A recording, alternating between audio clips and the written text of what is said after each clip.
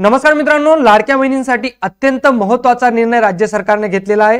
आता लाडक्या बहिणींना व्यवसाय करण्यासाठी 10 लाख रुपयेपर्यंतचं कर्ज राज्य सरकार देणार आहे। मित्रांनो, महिला पतसंस्थेमधून ही सुविधा आता लाडक्या बहिणींना उपलब्ध करून देण्यात येणार आहे। लाडकी बहीण योजनेअंतर्गत सर्व पात्र लाभार्थी लाडक्या बहिणींना महिन्याला 1500 रुपयेपर्यंतचं आर्थिक मदत राज्य सरकार करत असतं। आता लाडक्या बहिणींना एक नवीन जी मुबलक आहे तर ती मुबलक राज्य सरकार देणार आहे। आता लाडक्या बहिणींना पतसंस्थांमधून 10 लाख रुपयेपर्यंतचं कर्ज व्यवसाय करण्यासाठी उपलब्ध करून देणार आहे, जेणेकरून लाडक्या बहिणी स्वतःच्या पायावर उभे राहतील आणि रोजगार सुद्धा उपलब्ध करतील। काय ही संपूर्ण राज्य सरकारची अपडेट आहे जाणून घेणार आहोत या व्हिडिओमधून। व्हिडिओ शेवटपर्यंत बघा आणि जरी चॅनलवर नवीन असाल तर चॅनल नक्की सबस्क्राइब करा। मित्र, महाराष्ट्र शासनाच्या मुख्यमंत्री माझी लाडकी बहीण योजना अंतर्गत महिलांना आर्थिकदृष्ट्या सक्षम करण्यासाठी एक महत्त्वपूर्ण पाऊल उचलले आहे। महिला नागरी सहकारी पतसंस्था स्थापन करण्याचा निर्णय राज्य सरकारने घेतलेला आहे। ही योजना केवळ आर्थिक मदतीपुरती मर्यादित नसून महिलांच्या नेतृत्व, आत्मविश्वास आणि स्वावलंबनाचे प्रतीक ठरणार आहे।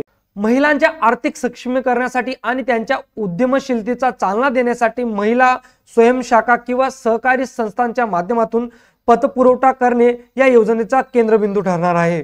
आता राज्य सरकारचा या योजनेमागचा महत्त्वपूर्ण उद्देश काय तर महिलांना स्वावलंबी बनवणे, आर्थिक पाठबळ निर्माण करणे, ग्रामीण व शहरी महिलांना व्यवसायासाठी भांडवल पुरवठा करणे, त्यानंतर महिलांमधील जे नेतृत्व व्यवस्थापन कौशल्य विकसित करणे हा महत्त्वपूर्ण उद्देश राज्य सरकारचा या योजनेमागचा आहे।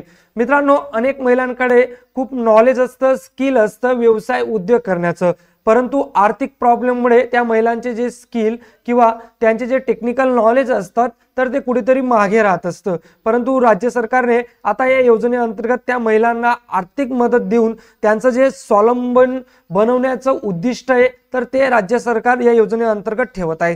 त्यानंतर त्यांना आर्थिक पाठबळ देण्यामुळे ते कुठेतरी आपला कॉन्फिडन्स जो असेल त्या महिलांचा आता तो कॉन्फिडन्स हाय लेवलला घेऊन जाण्याचं काम राज्य सरकार करणार आहे।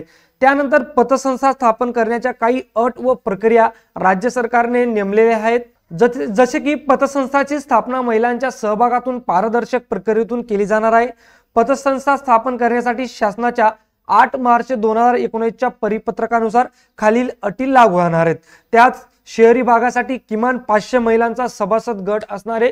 त्यात तुम्हाला 5 लाख रुपयापर्यंतचं भांडवल हे निर्माण होणार आहे मित्रांनो। त्यानंतर ग्रामीण भागासाठी किमान 250 महिला सभासदांचा गट असू शकतो। त्यात 1.5 लाख रुपयाचं भांडवल म्हणजेच 1.5 लाख रुपयापर्यंतचं भांडवल महिलांना व्यवसाय करण्यासाठी तिथून उपलब्ध होणार आहे। त्यानंतर तालुका स्तरावर किमान 500 महिलांचा हा सभासद गट असणार आहे।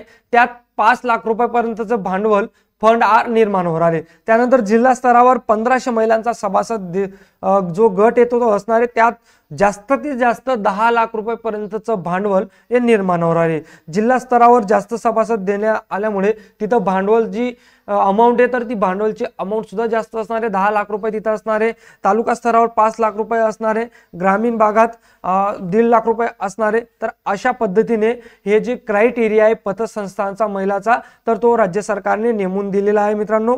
आता याची अंमलबजावणी यंत्रणा कशा पद्धतीने काम करणार आहे तर या उपक्रमाची अंमलबजावणी 3 प्रमुख विभागांच्या संयुक्त समन्वयातून केली जाणार आहे, ज्यात महिला व बाल विकास विभाग असेल, महिला आर्थिक विकास महामंडळ असेल, त्यानंतर सहकार्य विभाग असेल। महिला व बाल विकास विभाग पात्र महिलांची यादी तयार करेल, त्यानंतर समाजातील विविध घटकांमधून सहभाग सुनिश्चित करेल। त्यानंतर महिला व आर्थिक विकास महामंडळ मार्गदर्शन, प्रशिक्षण आणि अर्थसहाय्य याचं बघणार आहे। त्यानंतर सहकार विभाग नोंदणी, तांत्रिक मार्गदर्शन आणि जे नियमांचं पालन आहे तर ते नियमांचं पालन करून देणार आहे। आता महिलांपर्यंत याचा लाभ कशा पद्धतीने पोहोचणार आहे तर पतसंस्था योजना महिलांसाठी केवळ कर्ज पुरवठ्याची सुविधा नसून त्यातून व्यवसाय, रोजगार व आर्थिक स्वयंसत्तेचे दरवाजे खुले होणार आहेत।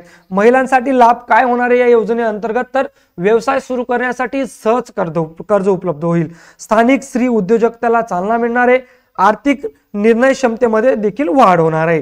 त्यानंतर सामाजिक सन्मान आणि नेतृत्व विकसित होण्याची एक नवीन संधी महिलांना या योजनेअंतर्गत मिळणार आहे मित्रांनो। त्यानंतर नवोपक्रम व नाविन्यपूर्णतेचा दृष्टिकोन सुद्धा राज्य सरकारने या योजनेमधून पुढे ठेवला आहे। तो म्हणजे योजना राबवताना पारंपरिक सहकार पद्धतीच्या पुढे जाऊन आधुनिक, पारदर्शक व डिजिटायझेशन प्रक्रिया वापरण्याचा शासनाचा मानस आहे। महिला केवळ ग्राहक किंवा लाभार्थी नसून संस्थेच्या चालक व व्यवस्थापक म्हणून भूमिका निभावतील अशी सुद्धा आशा राज्य सरकारने उपलब्ध केलेली आहे। त्यात महिलांसाठी सामाजिक आणि मानसिक बळकटी सुद्धा या योजनेअंतर्गत मिळणार आहे, ज्यात या उपक्रमातून महिलांमध्ये आत्मविश्वास, नेतृत्व व जबाबदारीची जाणीव निर्माण होईल। यामुळे समाजात महिलांना सहभाग वाटेल व त्यांच्या सक्षमीकरणाची एक नवी उभारणा राज्यात होणार आहे।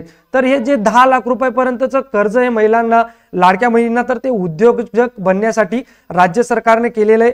राज्य सरकार कायम महिलांना महत्वाकांक्षी योजना राबवत असतं, जेणेकरून महिलांच्या ज्या स्किल आहेत त्यांच्या उद्योजक बनण्याचं स्वप्न आहे ते कसं पूर्ण होईल या मागचं राज्य सरकारचा महत्त्वाचा दृष्टिकोन असतो। मित्रांनो, व्हिडिओ आवडला असेल तर जास्तीत जास्त लाडक्या बहिणींपर्यंत नक्की शेअर करा। अशाच महत्त्वपूर्ण अपडेटसाठी आपला चॅनल देखील सबस्क्राइब करून ठेवा। भेटूया पुन्हा अशाच एका नवीन व्हिडिओमध्ये। तोवर जय हिंद, जय महाराष्ट्र मित्रांनो।